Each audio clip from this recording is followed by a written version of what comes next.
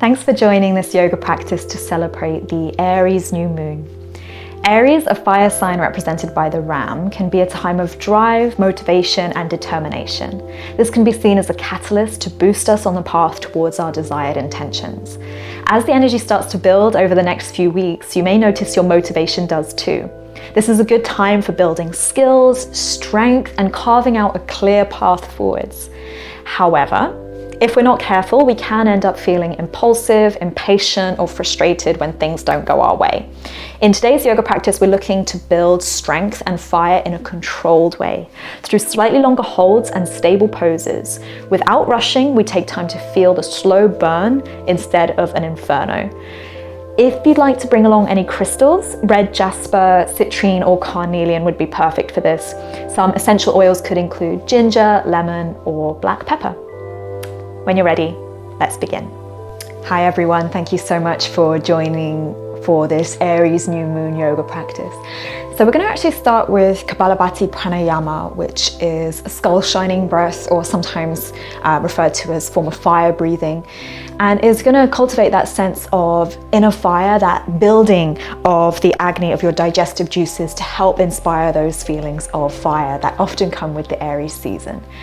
I don't want you to get to the point where you feel lightheaded, overwhelmed, or anxious in this variation of pranayama. And so if it feels like a lot, I want you to just focus on deep breathing in and out through the nose, and over time working on expanding the breath into the chest. And then as you exhale, engaging your abdomen, drawing your navel in and up. So if you've never done Kapalabhati Pranayama before, it can be a little bit intense. Essentially what we're going to do is we're going to take a deep breath in through the nose, feel the ribs and the lungs expand in the chest. And then as we exhale, we're going to take around 20 short, sharp exhalations in which we can contract the abdomen, compressing the diaphragm and forcing sharp exhalations. Now there is an inhalation, but it's really subtle. It's not really so much conscious as the exhalation is forceful. So we'll do 2 rounds. You can always watch for the first round so you get an idea of what's happening. You can sit with your legs crossed on your shins, however feels most comfortable. You could rest your hands on your belly, one hand on your belly, one hand on your heart, or both hands to your knees. So when you're ready, maybe just closing off your eyes or softening your gaze. Remember, we're focusing our intention on building that fire within our bellies. So just take a full breath in through the nose, exhale fully. Then when you're ready, breathe into the lungs, feel your chest, your ribs, your lungs expand. As you exhale, short, sharp, 20 or so rounds.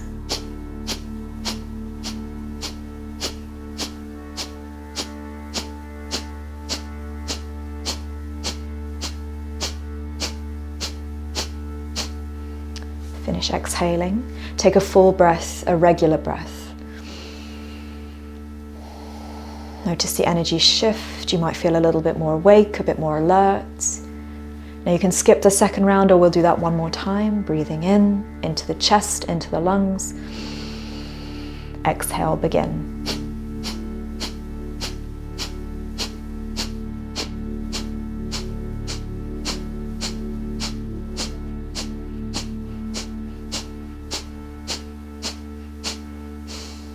Finish your exhalation.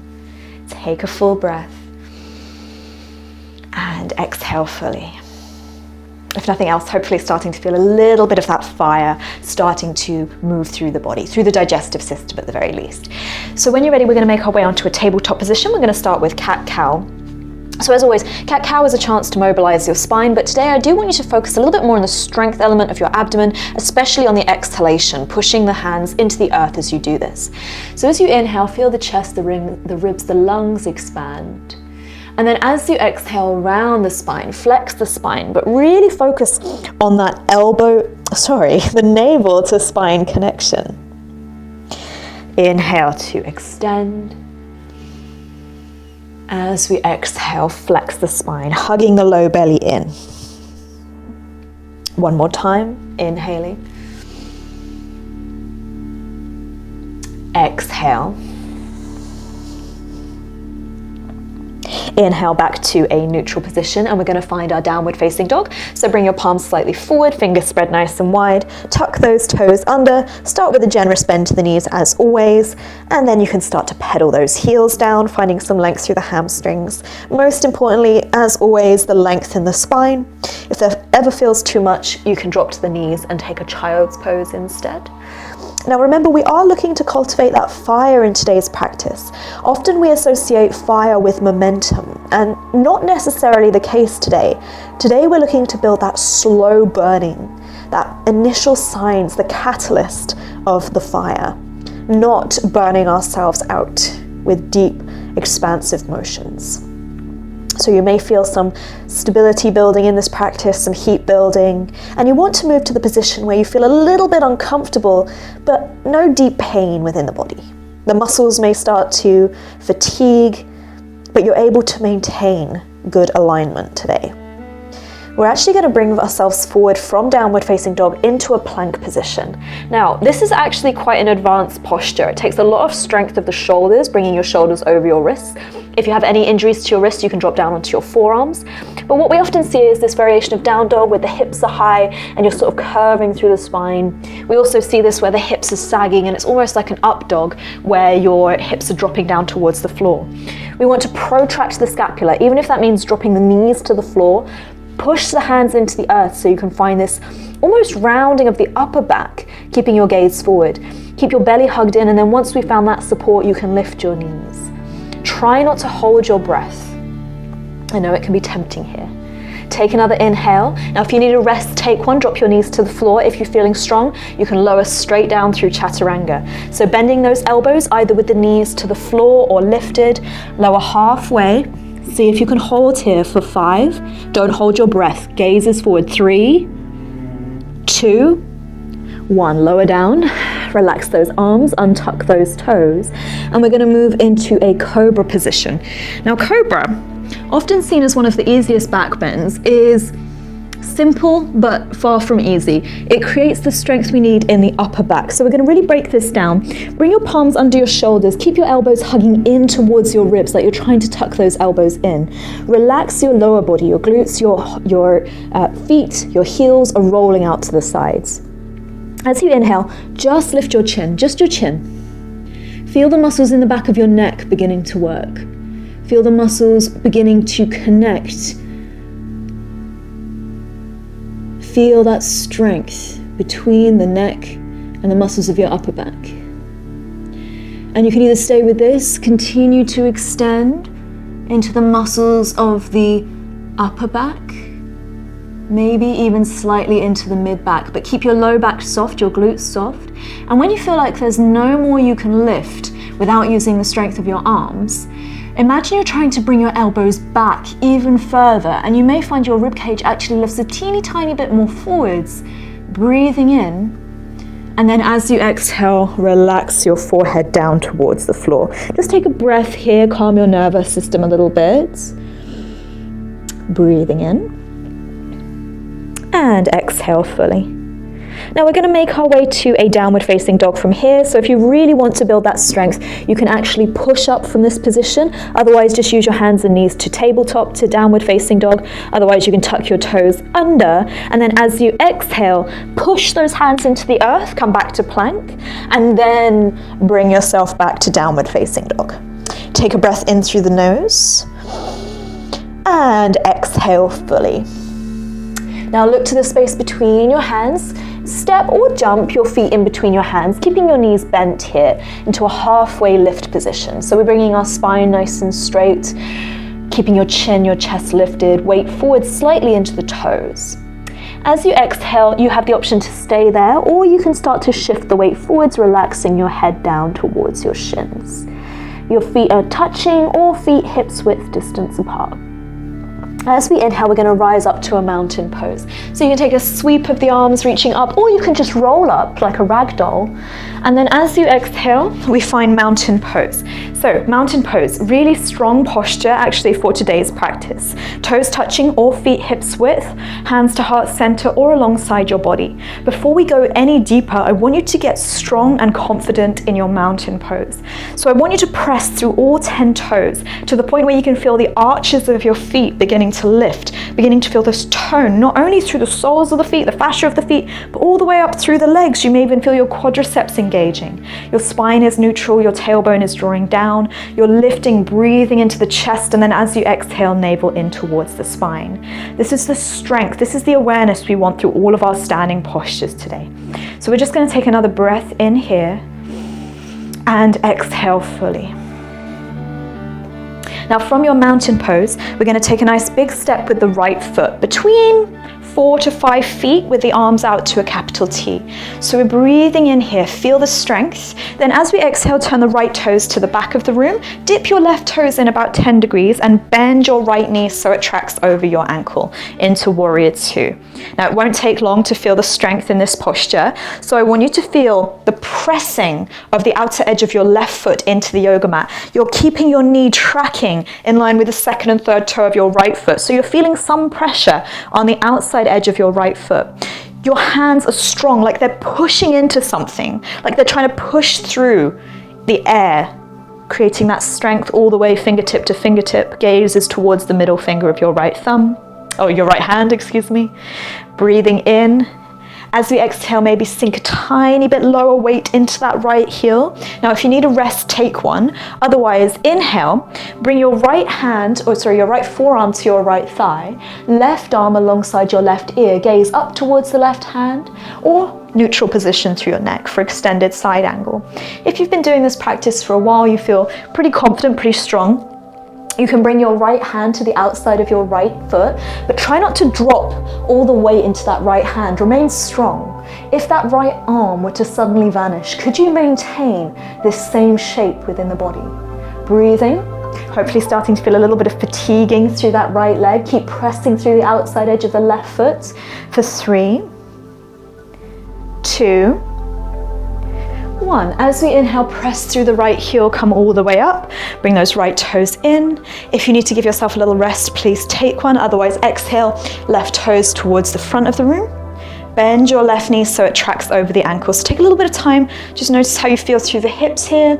Feel that strength through the outside edge of your right foot, pushing into the outer edge, finding that support, that structure, making sure we're aligning the left knee with the second and third toe. So it's not buckling in, it's not collapsing outwards, we're finding that nice even weight. It's like we're pushing the hands into the earth, or pushing the hands into something. Finding that strength through the arms all the way fingertip to fingertip, and your gaze is steady. Breathing in. As you exhale, maybe sink a tiny, tiny bit lower, bring more weight into that left heel. Now, if you need a rest, extend your left leg. Otherwise, inhale, bring your left forearm to your left thigh, right arm alongside your right ear. Gaze up or gaze neutral. Keep sinking the weight low, and don't drop all the weight into this left forearm, remember. Keep the strength through the torso. If you want to take it deeper, left hand to the outside of the left foot. But either position, if your arms were to suddenly vanish, could you maintain this strength? You can even test it just for a moment. Make sure we have the stability through the legs in this pose. It should feel like burning. Remember that slow burn we're looking to feel. For 3, 2, 1. Inhale, press through the left heel, come all the way back up. Bring your left toes in. Release those arms, hopefully feeling a little bit of sensation here through the shoulders, a little bit of heat building here through the shoulders. So you can just roll those out. And then when you're ready, look to the front of your mat, turn your left toes, step forwards, find your mountain pose again. Take a breath in through the nose and exhale fully. So we're going to move into a chair pose, an Utkatasana position. So from your mountain pose, either big toes touching or feet hips width, we're going to bend the knees, bring the weight into the heels, sweep the arms towards the floor and then reach them forward and up. Palms shoulder width or thumbs together at the center of your heart.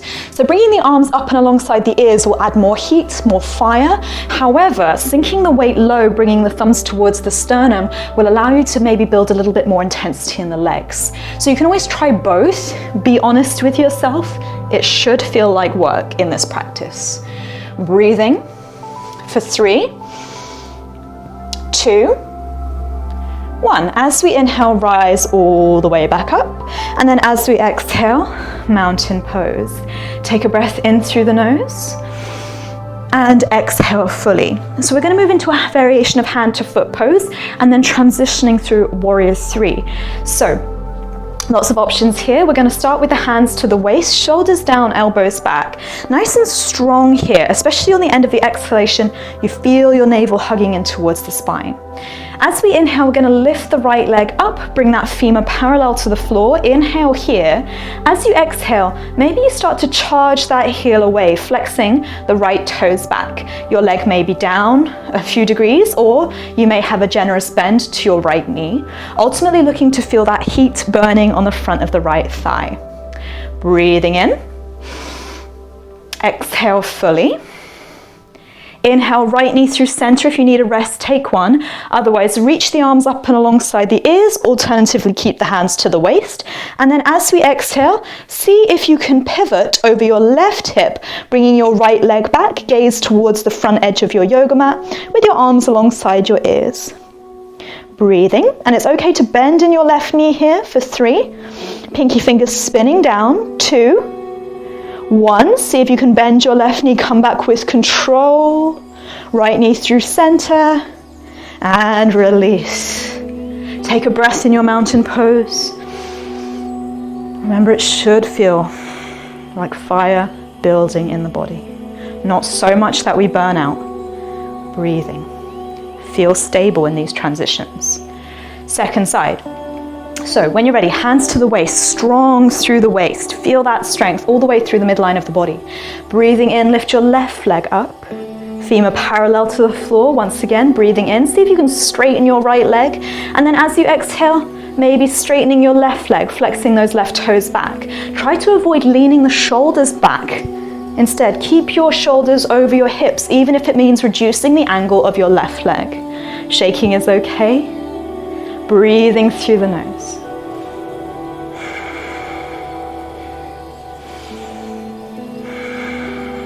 Bend your left knee, reach the arms up. If you need a rest, take one. Otherwise, as you exhale, see if you can pivot, bringing the pelvis over the head of the right femur this time, bringing your left leg back, arms alongside your ears. Try your best, keeping your left hip down and in line with your right.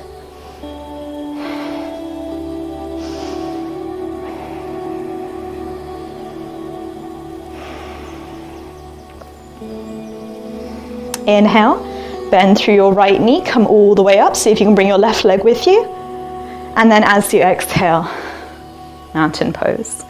Take a breath in through the nose and exhale fully. Now we're going to squat, make our way down to a seated position. So feet wide, toes mat width distance apart. Bring your thumbs towards your sternum. And we're going to do this slowly with control. So bring the weight into the heels as best you can, breathing in. As you exhale, maybe we just come down a few degrees. If you have sensitive knees, you could always just do chair pose again. Otherwise, see if you can slowly lower all the way down until eventually the weight is in your heels. Maybe your elbows are towards your inner thighs. Breathing and exhale fully.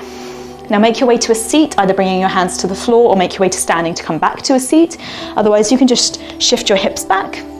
Bring your legs out in front. So we've already done a good deal of strengthening through the quadriceps, the abdominals as well, but we're now going to create a little bit more in terms of lift. Now, palm stand has a lot of expectations for a lot of people. It can create a lot of judgment, ego as to whether or not you can lift up. And the reason we practice palm stand is to strengthen through the entire anterior line of the body, all the way through the front line of the body. And so this can create a lot of tension in the body, but also if you've got shorter arms or longer legs, this is going to be much harder for you. So I want you to let go of the idea of lifting off the floor. However, if it feels like you can't lift off the floor but not much is happening, then I'm going to recommend that you use blocks, or if you don't have blocks, books or something underneath your hands, so you can add that little bit more length to your arms. From this position, we're going to strengthen through the quadriceps. So flex your toes back. You want to be lifting your kneecaps up until you feel your quadriceps engaging, the fronts of your thighs really strongly active. You could always work with this, especially if you have wrist pain. You could also use fists to find your position. If you want to take it further, protract your scapula, rounding slightly through the upper back, but keep your gaze lifted. We're not collapsing forward. Keep your gaze lifted. This is just through the shoulders. Find your pivot point where your wrist is in line with the very front line of your shoulder. For most of us, this is between a quarter to halfway between your hip and your knee joint. The closer it is to your knees, the easier it will be to lift the hips up. Okay? We're going to breathe in, hug the navel in towards the spine, and then as we exhale, we're going to lift up anything at all. So maybe that's the hips, maybe that's the feet, maybe it's the hips and the feet, and we're going to do our best to hold. So when you're ready, breathing in. As you exhale, lift up. 10, 9, 8, 7, 6, 5, 4, 3, 2, 1. Release, good. Give your legs a little shake, relax, maybe a little hug in towards your chest, lifting your chest, lifting your spine, extending through the front line of the body. So, if nothing else, hopefully your quadriceps feel like they're on fire after that. Breathing in through the nose, just calm your nervous system. There's not too much more now. Exhale fully. We're going to take a boat pose. We're actually going to take 3 rounds of boat pose. So, hands to the backs of the thighs, lift your chin, lift your chest. Find the length through the spine. You can come onto the tips of the toes here, especially if you have any tailbone pain or sit bone pain. And you can just make sure that you keep some weight here into the toes. If it feels good, bring your legs towards parallel with the floor. Hands can stay to the backs of the thighs to help elongate your spine. If you're feeling strong here, your spine is straight, bring your hands alongside your legs, fingers together, palms facing each other. And if you feel good, even here, you can extend your legs, looking towards the toes, but keep the chin and the chest lifted. We're doing 3 rounds. Don't hold your breath, don't panic, breathe smoothly. For 2, it should feel like fire. 1, in between, cross your shins, rest, or cross your shins, bring your knees towards your shoulders, bring your hands just in front of your hips, lift up anything at all, and then second round. Breathing. 1, relax your jaw, relax your temples. 2, gaze towards the toes. 3, fingers together to feel the fire all the way through the arms. 4, toes point. 5, cross your shins the opposite way if you can remember. Rest, or pick up those hips. Last round. 1, shoulders are soft. 2, shaking is okay. 3, 4, and 5, cross your shins, rest, or last time, pick up those hips. Release down, bring your feet to the floor, come to lay down on your back. Just relax for a moment, feel a bit of space along the front line of the body. And we're going to do a teeny tiny bit more strengthening through the back line of the body, but this also serves as purpose of actively releasing through the front line. So bend your knees, bring your feet hips width distance apart so you can probably feel the heels of your feet with your fingertips. As you inhale, lengthen your tailbone towards the backs of the heels. Start to lift your hips up. Option to interlace fingers behind your back, squeezing the shoulder blades together. Now, pressing through the heels of the feet to find that strength through the backs of the legs. We don't want to be over squeezing into the glutes here, okay? A little bit of activation of the glutes is okay to lift your hips up high, but we also want to be feeling some strength through the back line of the mid-back, upper back, as well as we bring the chest towards the chin and the chin away from your chest. For 3, 2, and 1. Release the bind of the hands, very gently lower back down. Hug your knees in towards your chest. And we're going to close off with a nice stretch through the entire body through banana pose. So you probably won't be able to see very well what I'm doing, so just listen to what I'm saying. You're going to walk your feet over towards the right side of the yoga mat. You can either just stay with this or bring your pelvis over to the left side. Make sure your left hip is down and in line with your right. Once this feels supported, you can even shimmy your shoulders over to the right. So you're creating this banana pose or this crescent moon pose in your body. Option here to take opposite hand to wrist overhead, opposite hand to elbow, or a capital T position through the arms if that feels better. And then even if this feels good, you can cross your left ankle over your right. So you should feel this is a deep side stretch through the entirety really of the left side body. There's less control of your breathing now. You're breathing deeper, feeling more of the release of the muscles in comparison to the tone and the fire of the muscles. Release your arms. Use the backs of the hands, backs of the arms to gently shimmy yourself back through center. Walk your hips through center and then switch. So walk your feet now over to the left side. Walk your pelvis over to the right. And then a little bit of shimmying, a little bit of movement. Walk your shoulders over to the left side. Take your bind of the elbows if you did on the other side. Wrist, maybe crossing right ankle over your left hip. But remember to keep your right hip down and in line with your left. Breathing deep.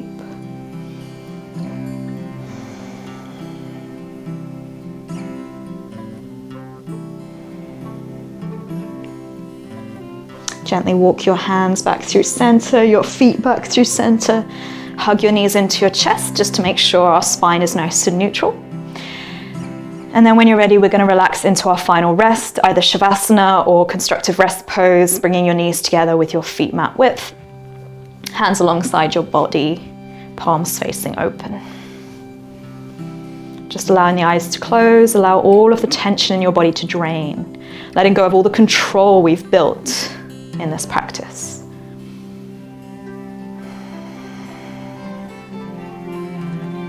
And for many of us, this fire can feel pretty elusive.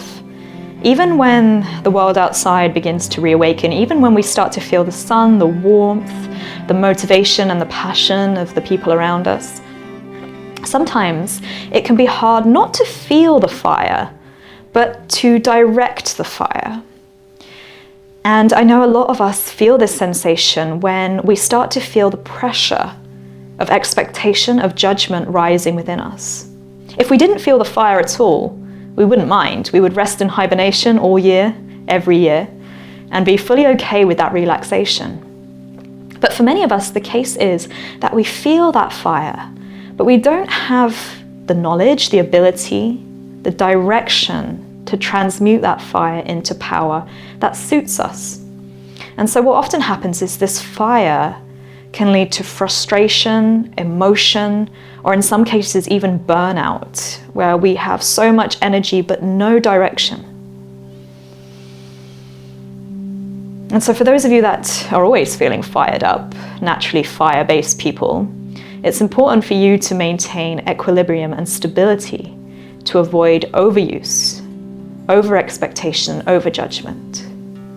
For everyone else, a lot like myself, who struggle to maintain the discipline of fire, it's about creating clarity of direction, utilizing those bursts of energy in ways that feel productive to us, instead of allowing them to rest with the stagnant energy, becoming heavy, lethargic, and then instead manifesting as strong emotions or resistance. Please take extra rest here, especially after quite an intense practice. Make sure you take the time to reflect on how you feel, even if that is quote unquote a negative feeling, even if you feel angry, you feel frustrated, even if you hated that practice, make note of exactly how you feel in this position. And sometimes this illumination, this reflection of how the fire can make us feel uncomfortable can be transformative in itself. However you're spending your Aries new moon, whatever you get up to during this lunar cycle, I wish you all the best. And thank you all so much for joining me. Namaste.